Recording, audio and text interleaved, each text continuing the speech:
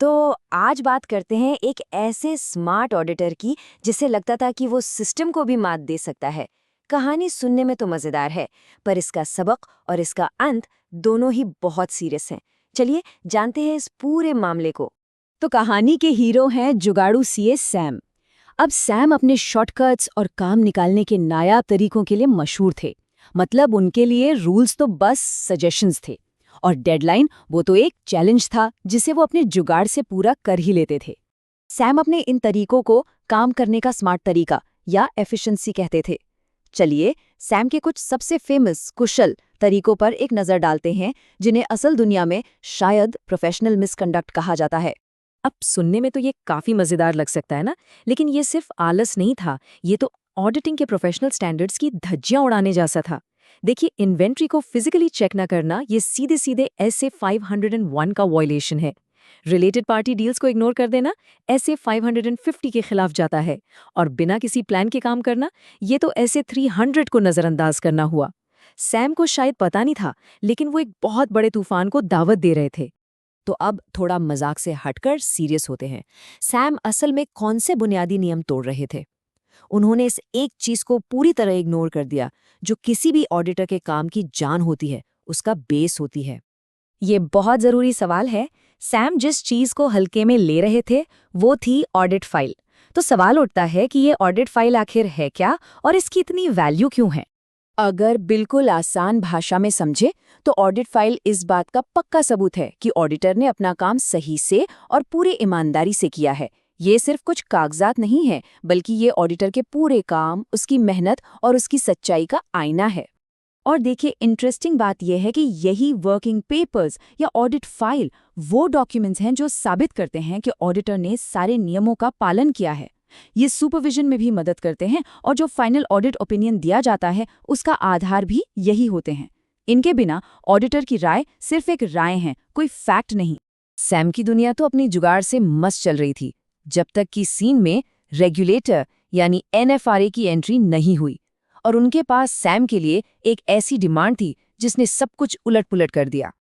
देखिए, स्टैंडर्ड्स ये कहते हैं कि ऑडिटर्स को अपनी ऑडिट रिपोर्ट की डेट से 60 दिनों के अंदर अंदर अपनी ऑडिट फाइल को कंप्लीट करके आर्काइव करना होता है। ये एक नॉर्मल प्रोसेस है और इसके लिए काफी टाइम भी दिया जाता है। और बस यही वो मोमेंट था जब सैम की जुगाड़ वाली दुनिया में भूचाल आ गया। NFRA, जो इंडिया में ऑडिटिंग प्रोफेशन की सबसे बड़ी रेगुलेटरी बॉडी है, उसने सैम से कुछ ऐसा मांग लिया जिसके लिए वो बिल्कुल भी तैयार नहीं थे। NFRA ने डिमांड की पूरी ऑडिट फाइल, और टाइम कितना दिया? सिर्फ 7 दिन। कोई एक्सटेंशन नहीं, कोई बहाना नहीं चलेगा। सोचिए, जहां 60 दिन मिलने चाहिए थे वहां मिले सिर्फ 7। अब सैम के तो हाथ पैर भूल गए। उन्होंने आनन फानन में फाइल बनाने की कोशिश की, लेकिन इस जल्दबाजी में तैयार की गई फाइल ने उनके ऑडिट की हर एक कमी को सबके सामने लाकर रख दिया। बात तो सीधी सी है, जब ऑडिट के दौरान असल में कोई काम किया ही नहीं गया था, तो फाइल में डालने के लिए सबूत आते कहां से? सैम की फाइल बस खाली कागजों का एक बंडल बनकर रह गई, जिसमें उनके काम को सही साबित करने के लिए कुछ भी नहीं था। और यहीं पर सैम की ये कहानी एक असली और बहुत ही सीरियस केस से जुड़ जाती है। असल में सैम की गलतियां हूबहू वही थीं जो NFRA ने CA हेमंत खाटोर के खिलाफ अपने एक ऑर्डर में पाई थीं।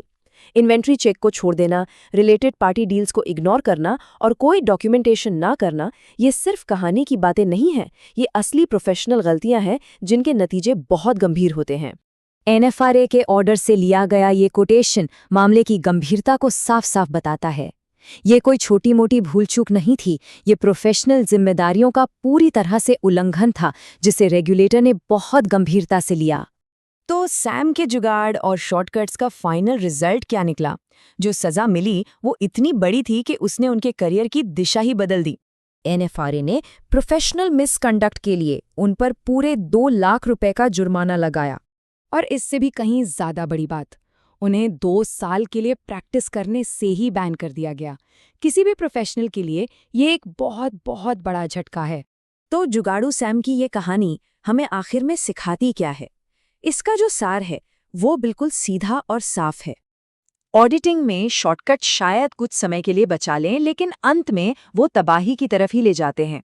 काम को सही तरीके से करना, हर एक स्टेप को डॉक्यूमेंट करना और पूरी लगन के साथ जांच करना ही एकमात्र सही रास्ता है। और आखिर में ये कहानी एक बहुत बड़ा सवाल छोड़ जाती है। क्या कोई भी शॉर्टकट, कोई भी आसान रास्ता इतना कीमती हो सकता है कि उसके लिए अपना पूरा करियर, अपनी इज्जत, सब कुछ दांव पर लगा दिया जाए? ये सोचने वाली बात है ना?